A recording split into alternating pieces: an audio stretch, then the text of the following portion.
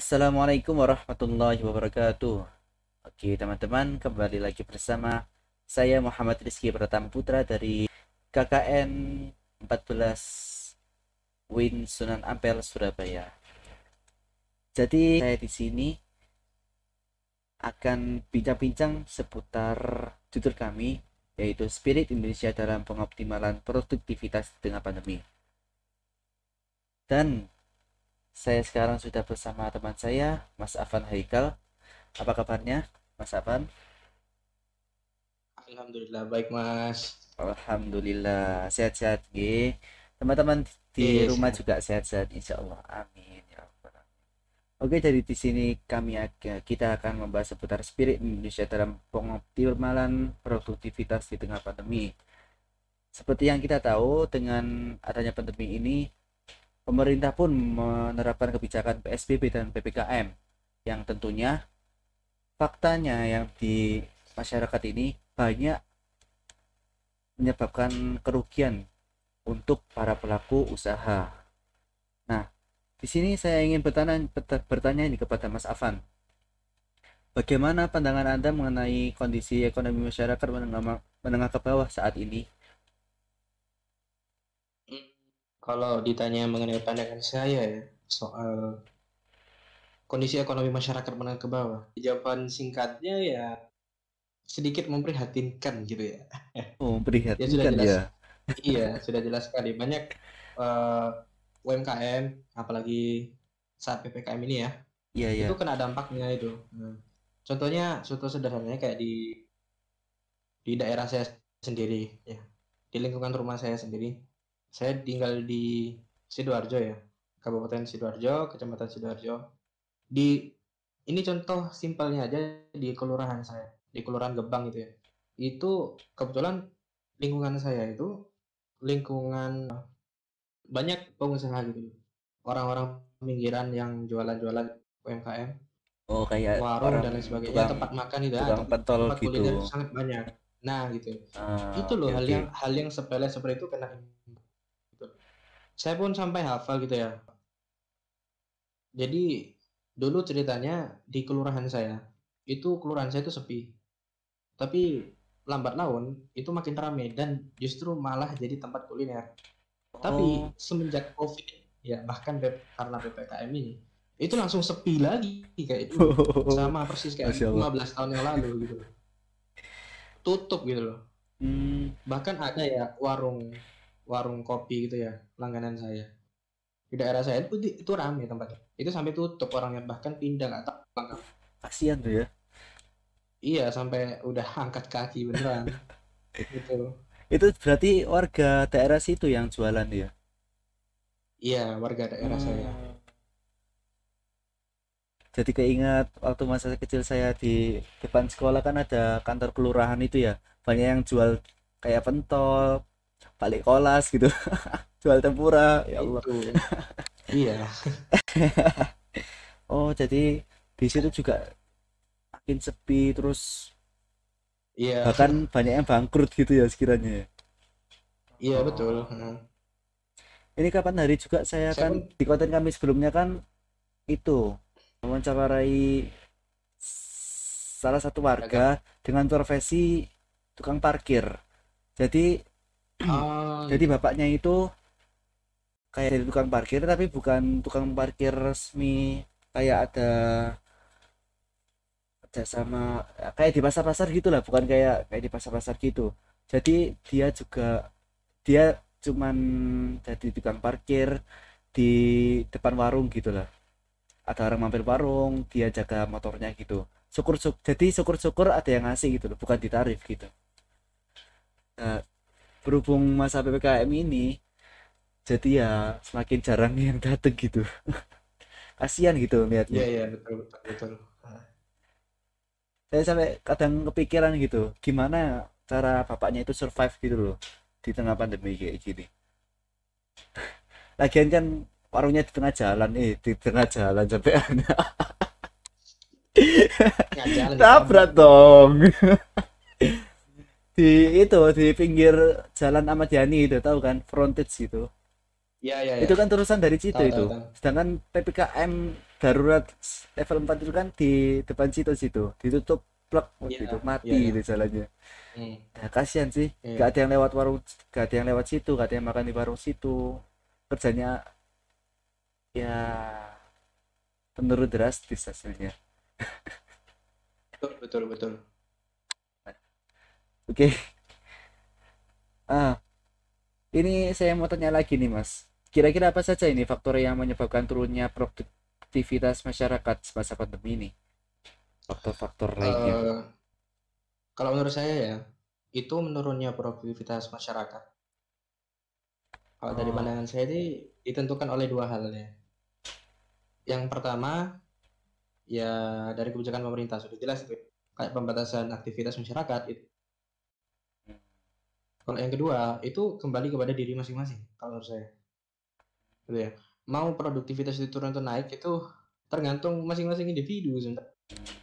Contoh kayak misalkan Anda sebagai masyarakat menengah ke bawah, tapi hanya mengandalkan satu pemasukan saja. Ya namanya hidup ya, kita harus punya namanya plan B gitu.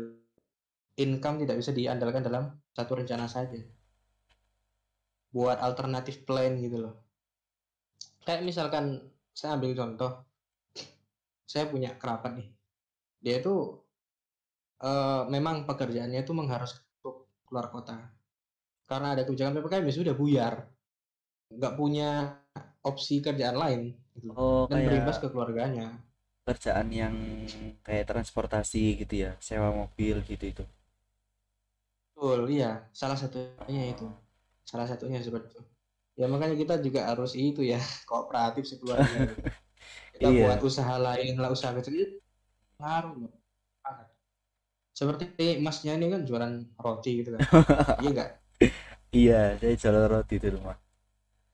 Nah, sama kayak keluarga saya gitu loh. Alhamdulillahnya punya alternatif lain gitu loh.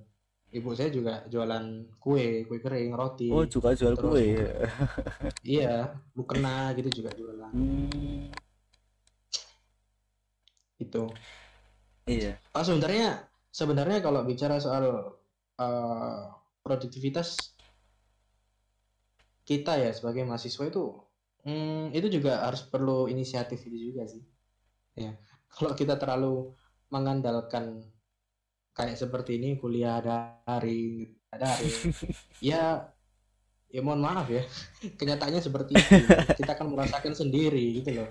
Kuliah, Apa? daring, makan, tidur, Mm-mm, bangun lagi. mm-mm. Nah itu. Heeh. Bahkan efektivitasnya untuk memahami materi pun sangat jauh perbandingannya daripada kuliah offline. Nah ini kita juga perlu inisiatif.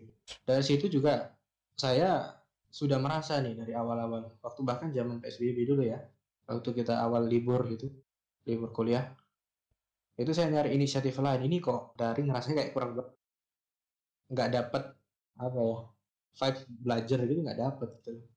Kurang semangat jadinya. Akhirnya saya juga eh, cari belajar-belajar lain gitu di tempat lokal saya untuk bersemangat juga gitu. Jadi Mas Afan selama kuliah daring ini, selain kuliah ini juga cari alternatif lain ya, kayak belajar-belajar Iya, hmm, belajar-belajar iya itu, dari ya tempat betul. lain gitu. Iya, Wah. saya juga benefitnya itu sih alhamdulillah ya. Benefit dari pandemi juga ada tuh. Saya juga banyak nemu itu sih belajar online gratis, bener-bener literally gratis gitu. Bahkan saya langganan dari PSBB tahun lalu Hmm, masa sampai sekarang. bisa gratis, Udah benar-benar gratis gitu? bener-bener gratis. Kalau mau nyari pasti ketemu. Intinya gitu aja. Ya, kayak les-les belajar online gitu. Bahkan untuk semua kalangan tuh ada loh. Jenjang SD, SMP, SMA. Kalau saya kan kuliah, ya udah saya cari yang sesuai sama bidang saya, prodi saya. Tapi gitu itu kan tempat belajar online gitu kan kadang kan kurang terpercaya gitu Mas, jadi bisa aja kurang masuk materinya, kita kurang bisa mencerna gitu lah, gak kayak di sekolah atau di perkuliahan gitu. Kira-kira selama pengalaman Masnya ini gimana? Bisa sinkron nggak sama materi kuliah gitu? Eh, betul ya, betul. Memang kalau ada uang itu kualitas gitu. Nggak semua platform belajar online itu memberikan kualitas jaminan yang baik. Hmm, Saya sendiri kayak semacam riset gitu dari awal. Ini gimana? Saya kayak nyari belajar kuliah kan. Habis kuliah selesai kan bisa nimbrung tuh sama organisasi-organisasi, oh komunitas-komunitas. iya. Kita sharing-sharing ilmu itu kan bisa. Oh Ya kan iya, gara-gara COVID benar kan nggak benar bisa. benar. Sekarang ngapain coba? Ya Ah, udah saya cari itu alternatif plan, ya saya cari itu belajar online gratis semacam majelis taklim dan pelatihan-pelatihan itu banyak. oke. Memang kalau dibilang kualitasnya ada yang kurang, ada yang enggak. Nggak mesti yang berbayar itu kualitasnya baik. Ya, saya juga sering nemu yang gratis itu juga baik kualitasnya karena donatur mereka itu banyak gitu loh. Itu ada atau bahkan ada yang orang itu benar-benar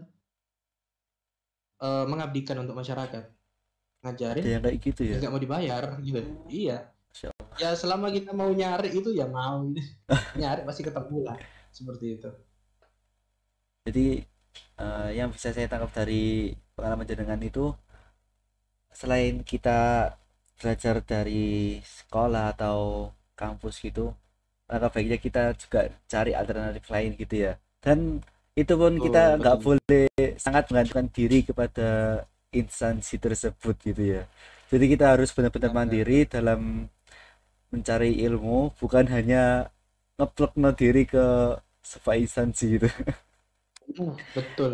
Itu betul. Dan Betul banget. kebanyakan kesalahan dari anak zaman sekarang ya kayak gitu ya. Makanya Iya, gitu. pada kurang kreatif ya. Iya, ya mohon maaf ya kalau dikata daring itu efektivitasnya kurang untuk iya memang betul. Tapi ya gimana lagi? Ini sudah kondisi gitu loh. Mau Iya. gimana lagi coba?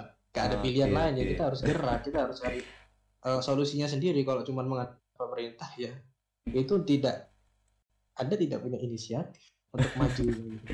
Sepertinya Mas ini harus buat seminar seputar pendidikan kayak gini. Biar Waduh, sekiranya generasi-generasi penerus bangsa ini bisa lebih kreatif lagi pemikirannya gitu. amin amin. Amin. Mas Rizky saja, Oh, kok Mas Rizky saya. saja yang Rizky. Iya. Oke, lanjut ke topik ya, Mas. Nah, ini menurut Anda itu apakah ada cara agar masyarakat menengah bawah ke bawah ini bisa survive di tengah-tengah kondisi sebuah kekurangan seperti saat ini? Gimana, Mas? Kalau bicara soal ya, kalau bicara soal survive di tengah-tengah, ya sebenarnya kembali lagi sih kayak saya bicarakan sebelumnya. Kita harus yang namanya hidup harus punya plan B gitu loh. Kita tidak bisa mengandalkan income itu dari kita aja. Saya jadi keingat itu. Dulu saya pernah ikut salah satu webinar ya. Menurut saya menarik ini. Pembahasannya sangat fundamental sekali untuk relevansinya dengan kondisi pandemi gitu ya. Kalau nggak salah webinarnya diadakan oleh Scarf Media waktu itu. Itu membahasnya tentang tetap bertumbuh di tengah badai COVID-19. Ya, simple Keren. banget sebenarnya. Cukup kita menyesuaikan dengan kebutuhan selesai. Contohnya kayak misalkan masyarakat yang menengah ke bawah itu kan banyak yang shock ya waktu awal pandemi dulu. Dagangan mereka jadi kayak gak laku. Ya udah jualan masker, jualan sanitizer, balik lagi income mereka. Jangan kan menengah ke bawah, menengah ke atas pun mereka berinisiatif untuk mengalihkan bisnis mereka gitu loh. Kebutuhan masyarakat. Simple banget sih seperti itu. Tapi kan kalau misal hanya menyesuaikan dengan kebutuhan masyarakat gitu kan semakin banyak gitu yang jual masker atau jual hand sanitizer gitu. Bukannya gitu malah kayak banyak pesaing, makin besar potensi buat rugi gitu, Mas. Kalau dikatakan pesaing itu ya namanya bisnis, emang ada yang nggak ada saingan? Nggak ada. Iya iya. Kita nggak bicara soal pesaing ya, kita bicara uh, profit orientednya itu tinggi sekali. Kalau menyesuaikan dengan kebutuhan masyarakat, itu terlepas pesaingnya banyak atau enggak ya. Kan kita bicara soal menyesuaikan gitu loh dengan hal yang serba kekurangan.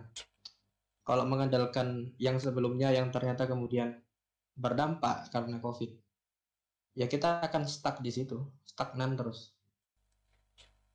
Oke, jadi eh, memang perlu ya kita eh, berpikiran sekreatif mungkin menyesuaikan dengan kebutuhan masyarakat dengan kondisi kondisi pandemi saat ini.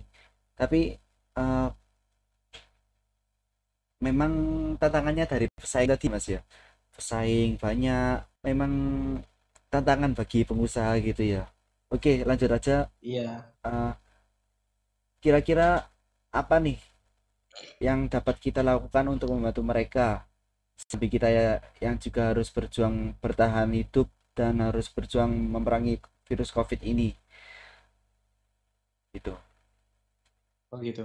Iya, Hmm, contoh sederhananya itu kita bantu masyarakat lokal gitu loh untuk melariskan dagangannya. Mulai dari hal yang terkecil saja gitu. Belanja produk-produk ya, khususnya produk lokal, apalagi kayak pembatasan aktivitas ini kan kita sangat bergantung kepada produk lokal. oke Jadi oke. kayak gitu. Di samping soal ekonomi ini juga masalah hoax itu juga kita perlu Iya, antisipasi banyak gitu loh. sekali ya Fox soal vaksin gitu Betul. ya.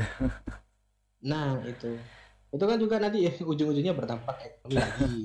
Iya, Ya contoh contoh simpelnya kayak masalah itu loh Mas, yang kemarin yang hoax soal air kelapa dicampur garam, dicampur jeruk nipis gitu. Itu benar-benar berdampak ke oh ekonomi iya, gitu.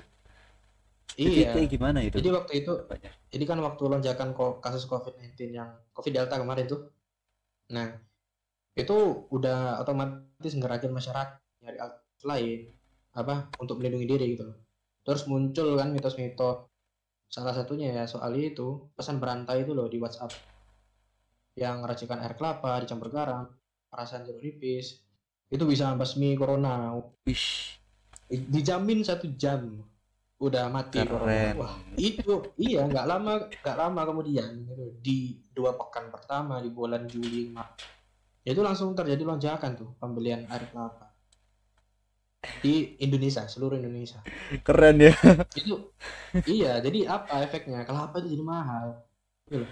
Itu masalah hoax saja loh bisa berpengaruh seperti itu ke ke ekonomi Indonesia gitu loh. Tapi di sisi lain gitu kan juga menguntungkan pedagang kelapa ya. Iya juga sih. Tapi kalau bahas masalah hoax-hoax gini sama kita mensukseskan dagang, kita melariskan dagangan orang gitu, saya jadi kepikiran waktu awal PSBB dulu. Kita kan sangat ibaratnya sangat ketakutan dengan virus COVID gini ya. Jadi kita keluar pun pakai masker, selalu sedia hand sanitizer, terus jajan pun nggak berani gitu.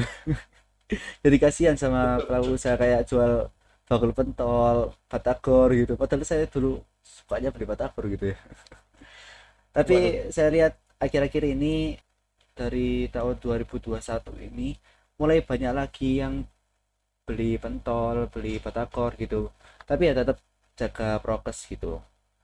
Nah, itu jujur sangat melegakan sih bagi saya. Karena saya Iya, sendiri juga jual roti.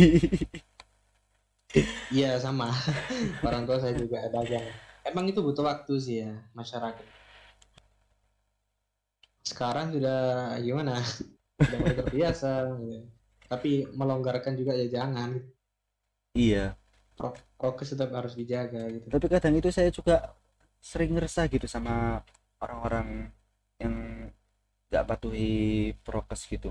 Orang antri sampai dempet-dempetan, sesak gitu. Bahkan ada yang nggak pakai masker gitu. Betul, betul. Di daerah saya pun yang daerah kuliner itu ya banyak Iya, sekali fenomena kayak gitu. iya. Makanya saya dengar berita makan di warung dibatasi 20 menit gitu loh. Pernah dengar nggak? Oh, ada kayak gitu. Di warung dekat rumah masnya juga ada kayak gitu. Oh, nggak ada sih kok di, Nggak ada ya? nggak ada. Nggak ada. Gitu di Bekasi. Jujur saya sendiri pengen lihat itu gimana gitu sistemnya gitu. Pengen nyoba sendiri makan Hmm, di sana 20 menit gitu. 20 menit ya.